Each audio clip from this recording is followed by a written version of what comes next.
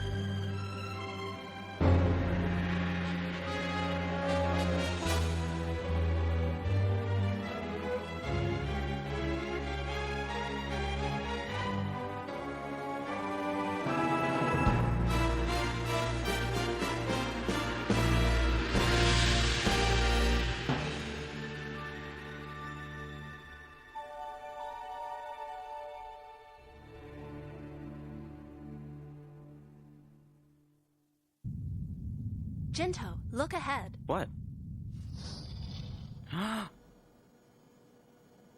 Is that the Gosroth? That's right. You see, it's much bigger than this ship is.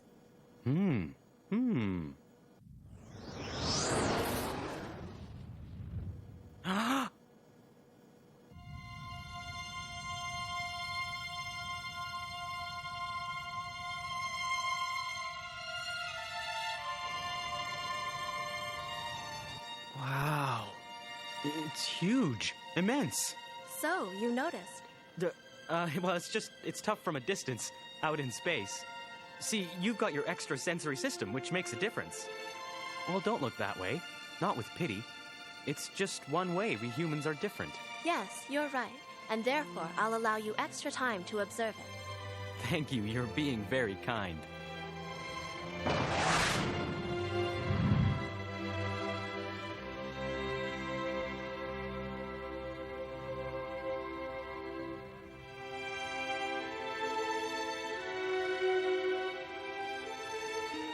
The Gosroth is one of the Empire's superior spaceships.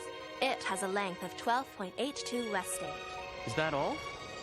It's smaller than a frontline battleship or transport carrier, but you won't find another vessel with more battle power within all the Empire or within all inhabited space. I'm sure you're right. What's wrong, trainee? Why don't you knock off the horseplay? I was just showing His Excellency the Prince the difference between our ship and patrol ships. What are you talking about? We're here. Thank you. I'm just doing my job. Can I see you later? The residential area is limited. It's possible we'll bump into each other. Oh, well, see ya. And thanks for bringing me here. I had fun. Glad to hear it.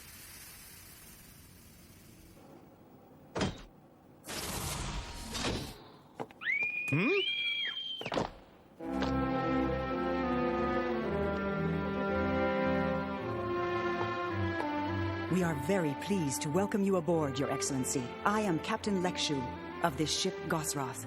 The Obs do introduce themselves when they see someone for the first time.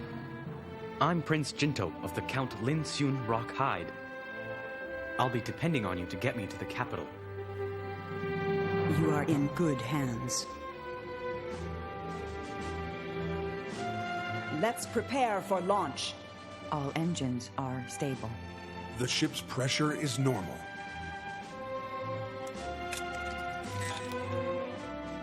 preparations are now complete. Approved to pass through Sword by the state of Count Varosh. We must pass through within 6 seconds after 1527 and 12 seconds our time. The ship is now prepared for departure. Excellent. Accelerate 6 daemons. We're heading for Sword Vorok. Changing course to 1762.55. Acknowledged.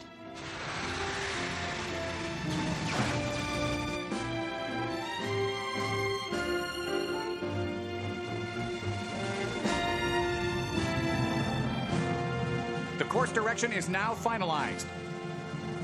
Die Ciel.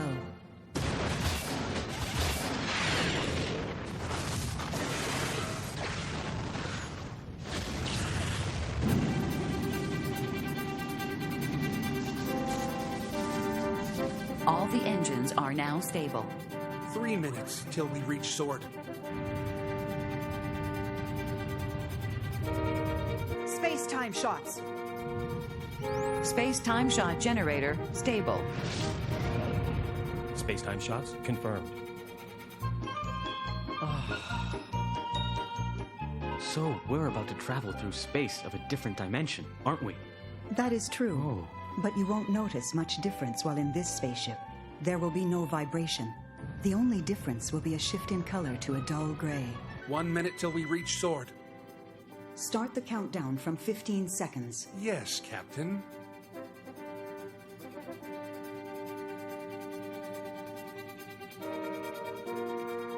"15, 14, 13, 12, 11, 10, 9, 8, 7, 6, 5, 4, 3, 2, 1.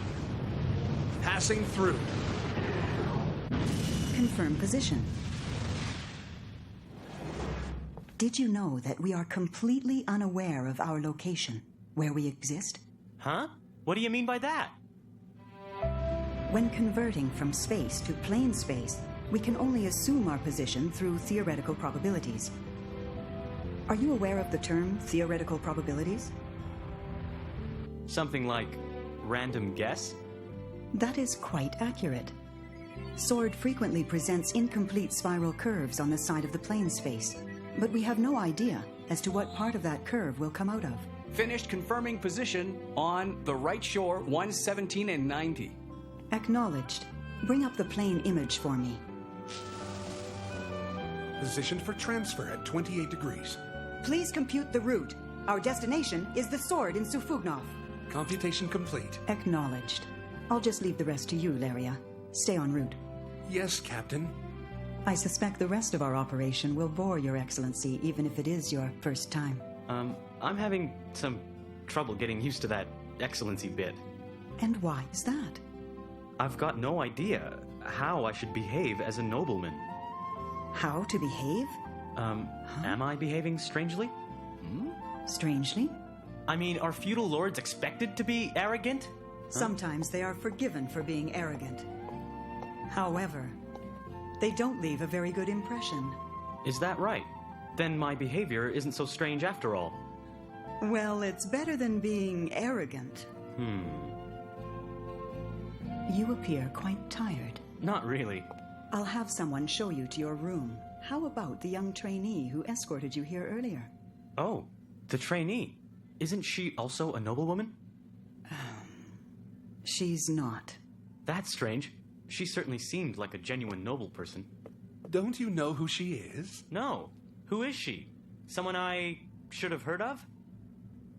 No. Given your distinct background, I'm not surprised you don't know of her. Pilot trainee Abariel, report to the bridge at once. Abrielle? Princess of the Clouvet royal family. She is the granddaughter of Her Majesty Empress Ramage. She's royalty?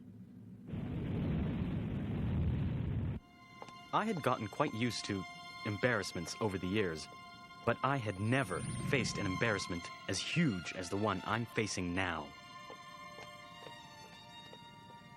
What's wrong, Jinto? You're being awfully quiet. And why are you walking behind me? Well, you see, Imperial Princess, Huh? I'm not an imperial princess, though my grandmother is the empress. I'm only royal since my father is a king. Please forgive me, Royal Princess. If you insist on harping on the fact that I'm related to the empress, call me the granddaughter of the empress, even though that's not you, since your highness imperial granddaughter doesn't sound right, does it? You're exactly right. I mean, I agree, Your Highness. Incidentally, when I was born, I was also bestowed with the title and domain of Viscount Paryunu, with my father acting as guardian, so on occasion I am also referred to as Viscount Paryunu. And even more recently, I've been referred to as Pilot Trainee Abrielle. However, I thought I told you earlier that you shall call me Lafille. Sure. So your friends call you Lafille? Not necessarily. None of my friends refer to me without a title. Then why? It was the first time anyone asked me for my name. Huh? It seems as a granddaughter of an empress, I'm well known and everyone knows my name and recognizes me. Instantly, people call you the royal princess. My best friends call me your highness. I sort of envy the other trainees at the institution who call each other by name. Sorry, It got even worse when I began to notice that others found it difficult to relax when I was around. I'm really very sorry. There's nothing to be sorry about. I mean to say, you've done nothing wrong, have you? You may have erred in calling me Imperial Princess, but it wasn't out of spite. I haven't been brought up to tolerate disrespectful references, but I shall accept any title if it is correct. So call me Royal Princess, Viscount Paryunu, or whatever you wish to call me, Your Excellency Count Prince. No, I'll call you Lafille. Don't get me wrong. I'm not insisting that you call me Lafille. Yes, please, I want to call you Lafille and nothing else. You don't have to. You know that. But I really do want to. How about Imperial Granddaughter? Oh, this is insane! What do I have to say to have you forgive me, Lafille? Huh? I can sort of relate to that, since I was actually the only flesh and blood nobleman at my school. This is your room, here. I meant to ask you, how come there are so many paintings around here? For decoration. Wouldn't you agree that a warship needs some charm? But it doesn't seem to match. I'm sure there are pictures more appropriate for a spaceship. Lafille, what feeling do you get when you see these? What do you mean by that? Well, you've never seen real sunflowers, have you? Sure, I've seen sunflowers. The capital does have a botanical garden, and our residence has its own flower garden. I see. And how about this one? I'm sure I've never seen anything like it. So what does that look like to you? Let's see. Like a scenery in a dream. Of a place that doesn't really exist? No, not really. I can tell we initially came from places like this one. A home you've abandoned. Our home is now in outer space. We are the only citizens of the cosmos, and we're very proud of that. How does that picture look to you, Jinto? Is that scenery common on land? No, a scenery like that one is quite rare on land. Then how does it look to you?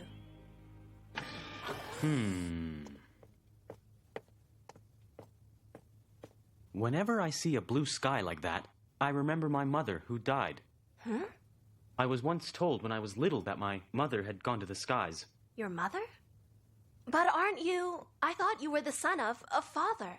Aren't you the son of His Excellency Count Hyde? He's my father. Oh, I see. You've heard of a spousal system called marriage, haven't you? I have. I see. So what's it like for you to live with two parents? Were you sad when your mother died? Oh, yes. I was devastated. Oh. You must forgive me. I should not have asked you such a thoughtless question. No, it's okay. I don't quite remember her death, since it happened a long time ago when I was just a child. Although I do often remember the parents who brought me up. But that way, you can't possibly have any birth secrets, true? What do you mean by that? I'm not sure what you're saying. I had a birth secret. I didn't know whether or not I was a daughter of love. Wouldn't that make you uneasy? A daughter of love? What's that? Don't you know? Well, there was a great deal of material that wasn't taught in the classes I attended. Do you know how obs are born? Huh? Well, I do know that it's traditionally not through conception into a human body. Oh, sometimes we do. But to examine the genes... First, the fertilized egg is taken out of the body. Often, it's transferred to an artificial uterus, but some women transfer it back inside them for the unique experience. Oh, I see. But it is true that conception normally takes place in an artificial uterus. To our race, it seems that every single ob has a birth secret. Oh, I did study about it, but the information was completely out of whack. In what way? Huh? Well, like cloning yourself to make your own child, or mix the genes of a complete stranger, or even combine the genes of someone of the same sex with your own. In addition, the other person may be a relative. How can you even think of such a thing, huh? We do all of those things. Huh? We should be free to do just as we want. But... Yet, the most natural way to make a child is to combine the genes of yourself with the genes of the person you love. I'm so relieved to hear you say that. To tell a person that you want their genes is a very highly regarded way to express one's love. And children born as a result of this disclosure. I get it. The daughter of love, right? Right. Or the son of love if the child is a boy. Then why don't you ask your father who your mother is? Just ask him directly. Or is it that your father has... Oh no, my father's still alive and well. He should be around for another 200 years. Is that what you were assuming, or did I misunderstand? No, you're right. Why didn't you just ask him? I did ask him, in fact, but my father would not tell me. He'd say that a child's personality becomes richer when the child has a birth secret. It's not funny. Sorry, can't you check into it? No. Regulations dictate that my genetic records cannot be released until I become an adult. Is that so? My father was always teasing me. What? I'd pester him daily about the supplier of my genes. One day, he said he'd bring home the supplier. And here's the other half, where you came from.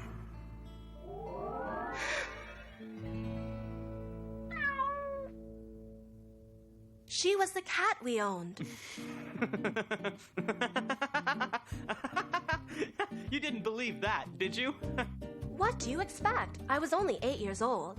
I cried all night and day. I grew sick with worry and fear. I'd wonder if my palms would start to swell and become paws, or if I'd start growing claws, or if the shape of my iris would change.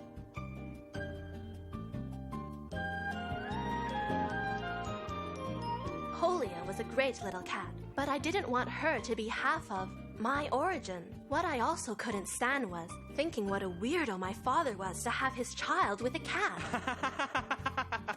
Hey! Stop laughing! I'm sorry, but you really don't believe that story anymore, do you? No. But I still remember those worrisome days. The main reason I entered the forces to become a pilot so quickly was to get away from my father. Do you dislike your father? I don't dislike him. I love him, and I'm very proud of him. It's just that, when we're together, he can sometimes be quite irritating. Hey, I noticed that you've been speaking in the past tense. Did he ever tell you who she was? Mm-hmm. And she's a woman that I know very well. I know now that I'm a daughter of love. I'm glad for you.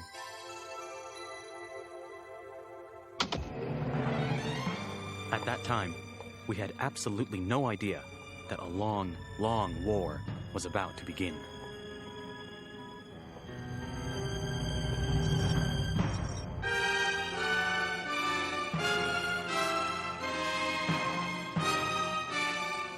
The united mankind.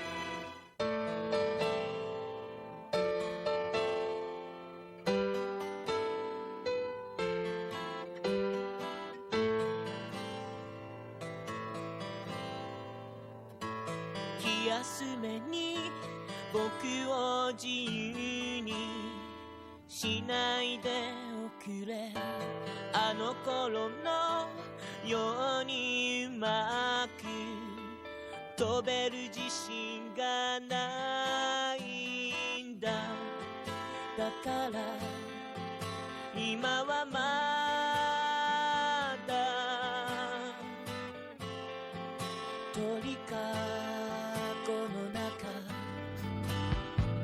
I wanna fly away、失われた青空が戻るまで、君のために歌っても歌ってよ。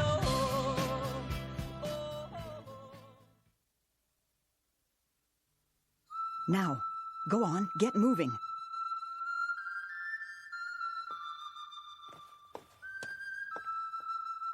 LaFille. Nothing? Hold on.